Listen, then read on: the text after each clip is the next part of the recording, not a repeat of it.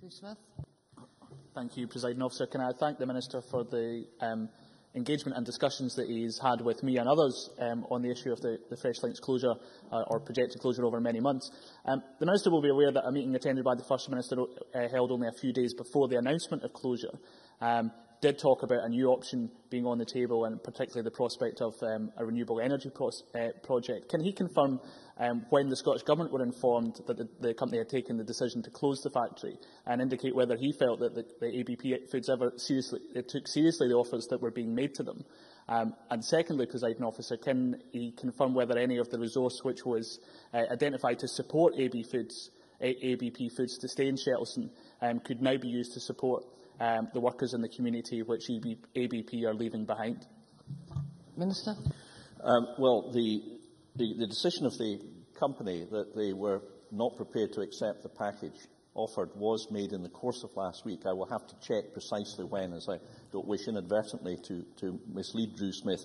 I think it is reasonable to say, however, that the company were fully aware of all elements of the package, including the offer which would have involved a renewable energy scheme. So I think they did understand the nature of the offer. They were interested in it, but as Drew Smith knows, their argument was that the perceived gap between the cost of remaining in Glasgow and providing new premises and the perceived costs that they would incur by switching production to Yorkshire was too large. I think everybody accepts in the task force that those were the reasons they gave, and those were the reasons that they continued to give. So I think to answer absolutely the second question that Drew Smith asked me, the company was fully aware of the nature of the offer which, of course, Glasgow City Council contributed to and worked extremely closely.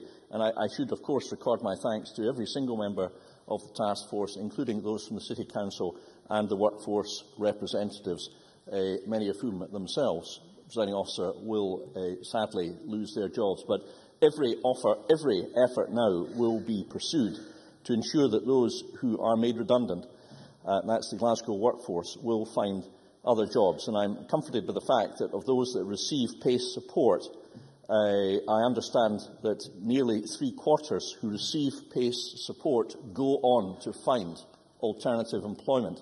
That's a very high figure. It's a good figure, and I think it is a recognition of the quality of the components of the support that the PACE team provides. So their full contribution, with all the stakeholders that work with them, will be devoted to securing the objective that every effort will be made to help those who are losing their jobs to find other jobs. And we do have some time within which to do that. So I can assure Drew Smith and all other members that there will be every element of urgency pursued toward that objective. Question number 2, George Adam.